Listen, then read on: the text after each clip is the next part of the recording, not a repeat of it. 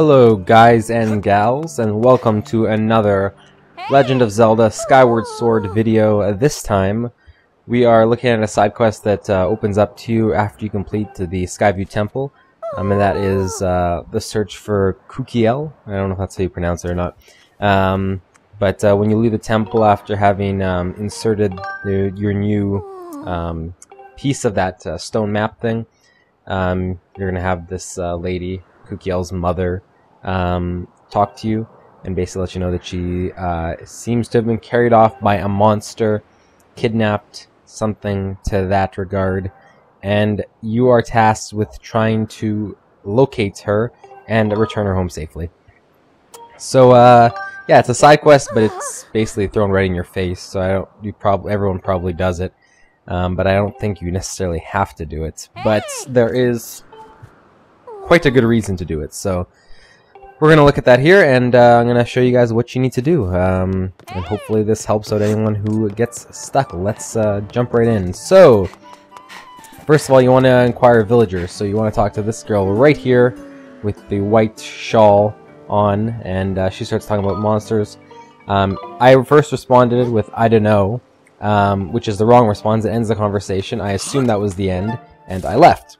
However, if you talk to her and you respond with the other option to her question, when she asks this, I do, then she starts to open up and you get your first clue, which is gonna pop up here any second, about an old man who lives near here who's always ranting about hidden monsters in Skyloft.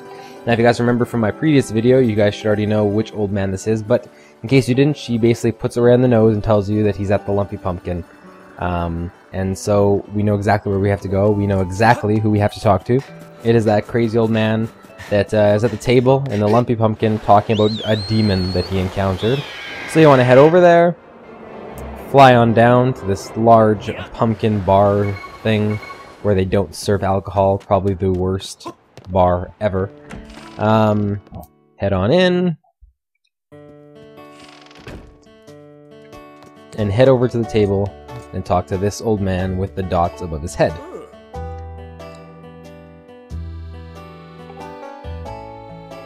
So he starts saying some of the same things that he said to you before, but now he wants to know about, or he wants to know if you want to know more about the tale.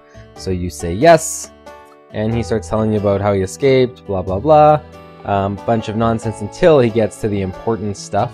The great big tree in the cemetery. Walked by that tree in the middle of the night, saw it hit the gravestone nearest the tree.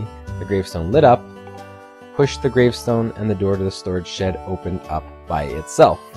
So you have to combine all those clues, which, I mean, they're not really clues, they're telling you exactly what to do, but you just gotta remember those, and basically head over to the cemetery in Skyloft and put them all into motion. So, head back to your bedroom once you return to Skyloft, and basically go to sleep.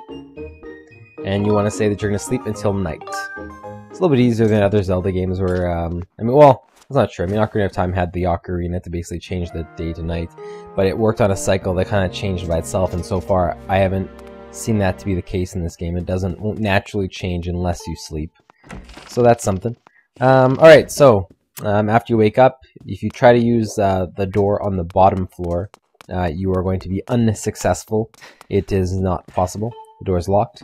But don't fret, if you head upstairs, that door is most certainly open, and you can head off into Skyloft at night. So, yeah. Our goal is the cemetery, obviously, and we have to, there's a slime here. We're going to take out, you're going to want to take care of him. There we go. So, I think another slime just popped up, and I'm about to get grabbed. Yes, I am. So after you clear the area, so that they don't bother you, you want to follow the instructions. So there's the tree, there's the gravestone nearest. You want to hit it, but you want to hit it with your special Skyward Strike, causing it to light up with a demon face. Push the stone, and the shed's doors magically open. Just like the old man said. And so you descend down the ladder, or you just go down and then go back up, then you descend down the ladder. Whichever you prefer, doesn't really matter. That's the weirdest fucking descent. I mean, can't you just slide down? Why are you leaping down the rungs of the ladder?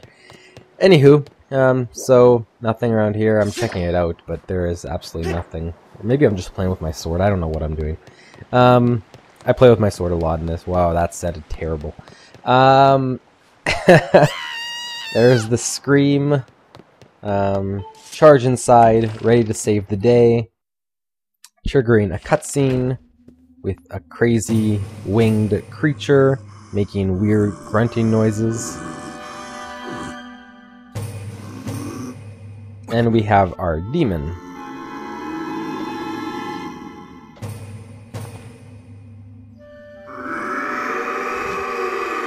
He screams his face off. You pull out your sword, go in to kick some ass. I kind of delay, but all you have to do is go up when you're about to swing, and he begins to plead that you stop. So basically the whole thing is a ruse, in Zelda fashion, that nothing is that sinister. And yeah, he gives you his name. I don't even know how to pronounce that. Batro? I don't know.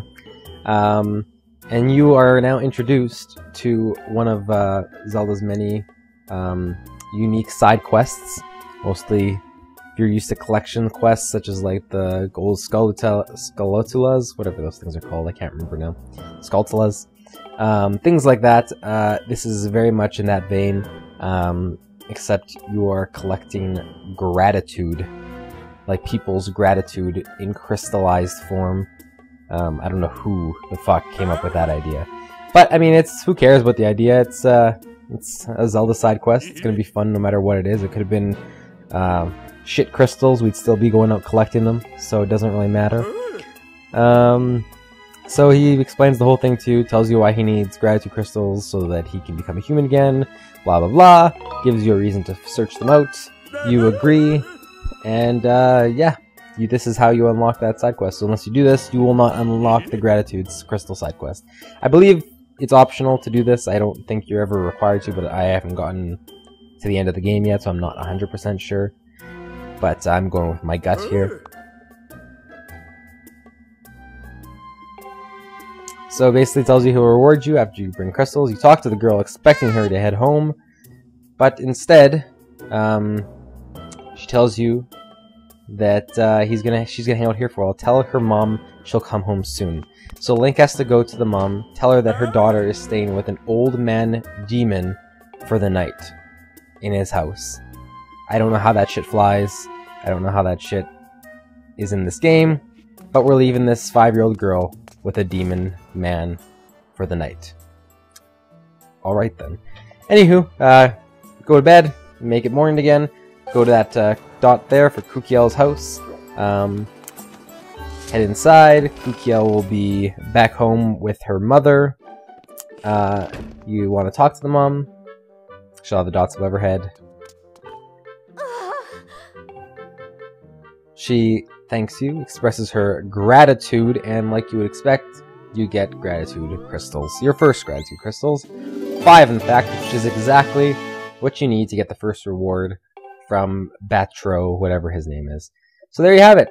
Hope that helped. Hope you enjoyed. Much more to come. Stay tuned, guys.